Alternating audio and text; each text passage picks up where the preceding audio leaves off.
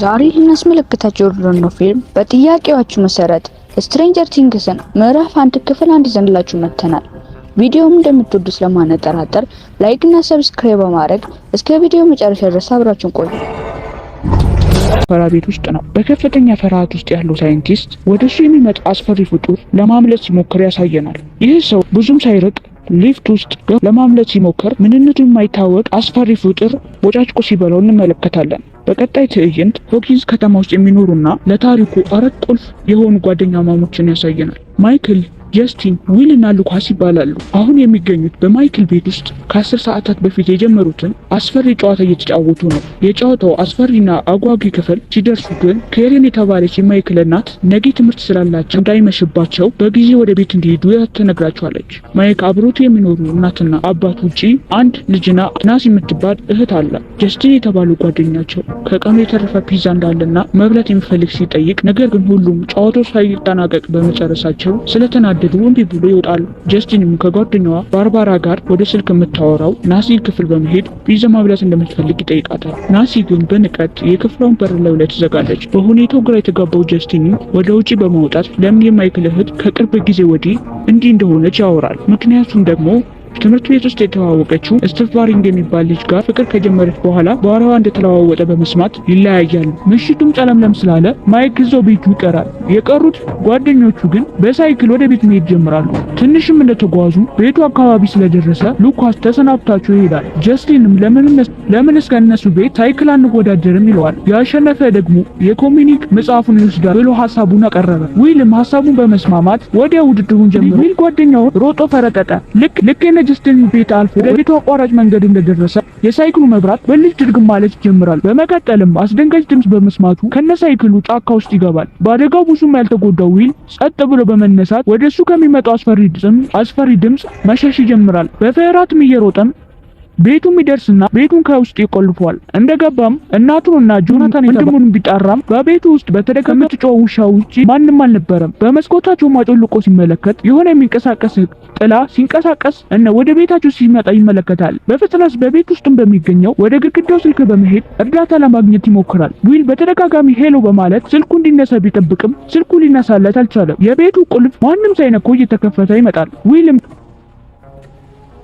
በዚህ ሰዓት ቤት መቀመጥ ስላላዋጣ በኋላ በር መሳሪያ የሚቀመጥበት መጋዘን ያመራል። ምንነቱም የማናውቀው ነገር አሁንም ዊልን ይከታተለዋል። በድንጋጤና በፍርሃት ያለው ዊል ጥይቱን አቀባብሎ አስፈሪውን ፍጡር መጠበቅ ጀመረ። በድንገት ግን ከኋላው ይህ አስፈሪ ፍጡር ዊልን ወደማይታወቅ ስፍራ ወስዶ ይሰውረዋል። በሌላ ትዕይንት ልክ ፀሐይዋም መውጣት እንደጀመረች ሳይዘጋ ባደረው የቲቪ ድምፅ ምክንያት የከተማው አዛዥ ፖሊስ የሆነው ጂም ሆፐርን እንተዋወቃለን። ከእንቅልፉም እንደተነሳ ዘውትር ከእጁ የማትለየዋንም ሲጋራ ከያዘ በኋላ ማጨሱን ይቀጥላል። ፊቱንም ከታጠበ በኋላ የሥራ ልብሱን ለብሶ ወደ ስራው ይሄዳል። በሌላ በኩል ሀገር ሰላም ነው ብሎ ጸጥ ብሎ የተኙት የዊል ታላቅ ወንድምና እናቱ ጆን በጠዋት ተነስቶ ቁርስ እየሰሩ እናታቸውም የቤት ወጪና የልጆቹን የትምህርት ክፍያ ለመክፈል ያለማቋረጥ ከጠዋት እስከ ምሽት ትሰራለች። በዚህም ምክንያት ምግብ የመስራትና ታናሽ ወንድሙን የመከታተል ኃላፊነት ያለበት ጆናታን ነበር። እናታቸው ወደ ስራው ለመሄድ ስትዘጋጅ ትንሿ ልጇ የሆነው ዊል የት እንዳለ ጆናታን ትጠይቀዋለች። ጆናታን ቁርስ እየሰራ ስለነበረ እንዳልቀሰቀሰው ይነግራታል።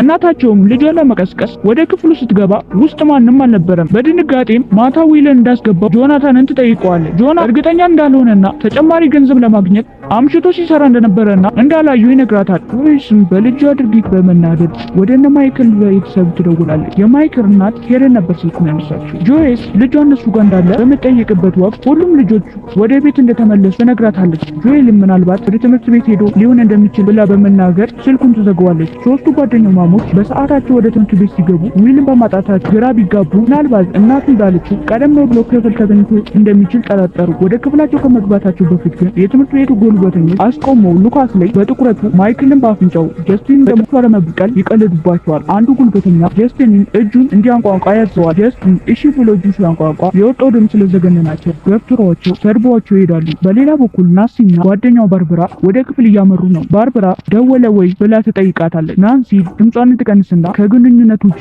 ሌላ ቁም ነገር እንዳልጀመረች ትነግራታለች። ሎከሯንም ስትከፍተው መታጠቢያ ቤት ውስጥ እንገናኝ የሚል ወረቀት ላይ ጽሑፍ ታያለች። ይሄ ስቲቭ ይባላል። የናንሲ ፍቅረኛ፣ የባለጸጋ ልጅና የትምህርት ቤቷ መልካም ልጅ ነው። ሁለቱም ወደ መታጠቢያ ክፍል በመሄድ ከስቲቭ ጋር መሳሳም ትጀምራለች። ነገር ግን የትምህርት ቤቱ ደውል በመደወሉ ናንሲ መሄድ እንዳለባት ትነግረዋለች። በሁኔታውም ደስ ያላለው ስቲቭ ማታ እንዲገናኙ ይጠይቃታል። ናንሲ ግን ማታ ኬሚስትሪ ፈተና እንዳለባት እንደማይመቻት ትነግረዋለች። ስቲቭ ግን ከሁሉም የበለጠ ውጤት እንዳላት በማስታወስ በድጋሚ እንድትለው ጉትጎታ ጀመረ። ለውትሮም በትምህርቷ ምንም ድርድር የማታውቀው ናንሲ የትምህርት ነገር ስለሆነባት ማታ ጸረ ቦታ ሄዶ ለማጥናት ትስማማለች። ሃርፐር የተለመደውን ሲጋራ እያጨሰ ወደ ስራው እየገባ ነው። ልክ እንደገባም በእድሜ ገፋ ያለችውን ጸሐፊ ፍሎረንስን ያገኛታል። ሰላምታም ሰጥቶ ቡና ለመጠጣት ወደ ውስጥ የሚገኘው የቡና ማሽን ሲያመራ ሁለቱም ባደረቦች ፓውልና ካልሃን እግራቸውን ሰቅለው ካርታ ሲጫወቱ ያገኛቸዋል። ሰላምታም ሰጥቷቸው ቡናውን መጠጣት ሲጀምር ፍሎረንስ ጆይስ የተባለች ልጇ ጠፍቶባት ለማመልከት ቢሮ እየጠበቀችው እንደሆነ ጸሐፊዋ ትነግረዋለች።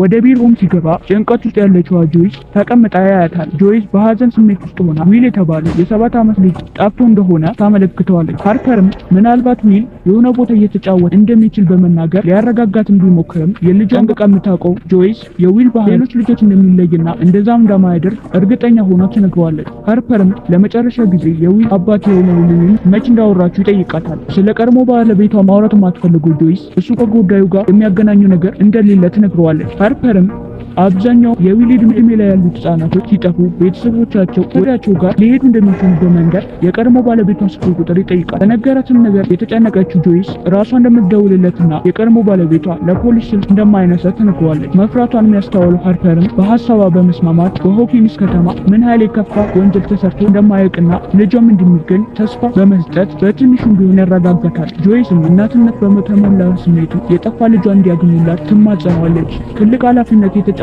ሃርፐርም በረጅሙ በመተንፈስ የሚችለው ሁሉ እንደሚያደርግ ይነግራታል። በሌላ ትዕይንት ጥቁር መኪና ከተማ ውስጥ ወደሚገኝ ቤተ ሙከራ ያመራል። በቦታውም ሲደርስም ከጥቁሩ መኪና ውስጥ ዶክተር ባርኪን ብኔራ ይወጣል። ወደ ውስጥ በመግባትም ለቤተ ሙከራ ሰራተኞች የተዘጋጀ ሙሉ ሰውነት የሚሸፍነውን የፕላስቲክ ልብስ ይለብሳል። የቤተ ሙከራ ሰራተኞች እየተሯሯጡ ነው። አንድ ሳይንቲስትም ወደ ማርኪን በመምጣት ትናንትና ማታ ስለሞቱ ሳይንቲስትና ስለተፈጠረው ነገር ያስረዳቸዋል። በዚህም ምክንያት ከምርምር ማዕከሉ ከምስራቅ ክፍሉ የሚኖሩ ሰዎችን ማስወጣታቸውንና አካባቢውን በፕላስቲክ ማሸጋቸውን ይነግረዋል። ይህን የሰማውም ዶክተር ማርቲንም መሳሪያ ከታጠቁ ወታደሮች ከሳይንቲስቶች ጋር በመሆን ወደ ተባለው ክፍል ያመራሉ። ወደ ውስጥ ሲገቡም መብራቶቹ ጠፍተው ሁሉም ነገር ጨላልመዋል። ጠጋ ብሎም ሲመለከቱ ግድግዳው ላይ የተጣበቀ የልብ ምት ያለው የተቃጠለ ስጋ የሚመስል ነገር ይመለከታሉ። አንዱ ሳይንቲስትም ከዚህ እንደተሳመ ይነግራል። ዶክተር ማርቲን ስለ ልጅቷ ሲጠይቅ እንዳመለጠችና ከዚህ አካባቢ ብዙ እንደማትርቅ ይነግሩታል። በመቀጠልም ፊልሙ ለአንዲት የታካሚያ ልብስ ወደ ለበሰች የ12 ዓመት ታዳጊ ይወስደናል። ልጅቷ ምንም ጫማ አላደረገችም። በፍጥነትም ከተደበቀችበት ጫካ በመውጣት ፊት ለፊቷ ወደምታገኘው ሬስቶራንት ትገባለች። የሬስቶራንቱ ባለቤት ቆሻሻ ደፍቶ ወደሚመለስበት ወቅት ተደብቃ ወደ ውስጥ ትገባለች። ወዲያው እንደገባች ጠረጴዛ ላይ ያገኘችውን ምግብ አንስታ መብላት ትጀምራለች። በጣምም እንደራባትም ካበላሏ ያሳየናል። የሬስቶራንቱ ባለቤትም ደንበኞቹን እያጫወተ ድንገት ወደ ምግብ የሚሰራበት ክፍል ሲመለከት አንድ ሰው ብቅ ብሎ ምግቡ ሲበላበት ይመለከታል።